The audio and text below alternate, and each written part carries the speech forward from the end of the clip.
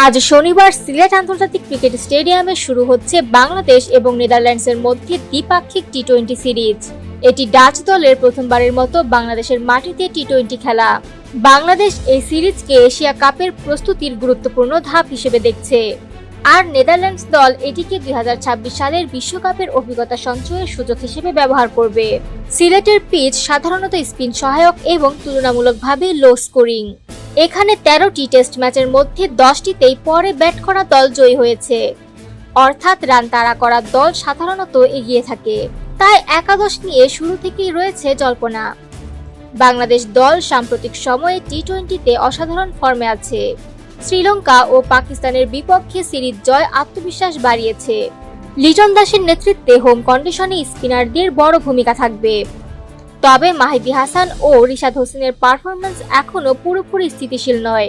পেসারদের মধ্যে তাসকিন আহমেদ এবং মুস্তাফিজুর রহমান দারুণ ছন্দে রয়েছেন। স্পিন সহায়ক কন্ডিশন মাথায় রেখে বাংলাদেশ 7 ব্যাটার ও 4 বোলার নিয়ে মাঠে নামতে পারে। দলে ফিরেছেন নুরুল হাসান সোহান, যিনি ঘরোয়া ক্রিকেটে ভালো ফর্মে ছিলেন। এছাড়া স্কোয়াডে আছেন সাইফ হাসান। অভিজ্ঞতা ও তরুণদের সমন্বয়ে গড়া এই একাদশ এশিয়া কাপের আগে একটি গুরুত্বপূর্ণ কম্বিনেশন পরীক্ষা হিসেবে দেখা হচ্ছে। টি-20 লড়াইয়ে বাংলাদেশ নেদারল্যান্ডসের বিপক্ষে ইতোমধ্যে 4-1 ব্যবধানে এগিয়ে আছে। সিলেটের হোম কন্ডিশন এবং বর্তমান ফর্মের ভিত্তিতে এবারের সিরিজেও বাংলাদেশকে ফেভারিট ধরা হচ্ছে। বাংলাদেশের সম্ভাব্য একাদশ হতে পারে পারভেজ হোসেন ইমন, তানজিদ হাসান, লিটন দাস, তৌহিদ হৃদয়, সাইফ হাসান, জাকির আলী, মাহিদী হাসান, রিশাদ হোসেন, তাসকিন আহমেদ, মুস্তাফিজুর রহমান এবং তানজিম হাসান সাকিব।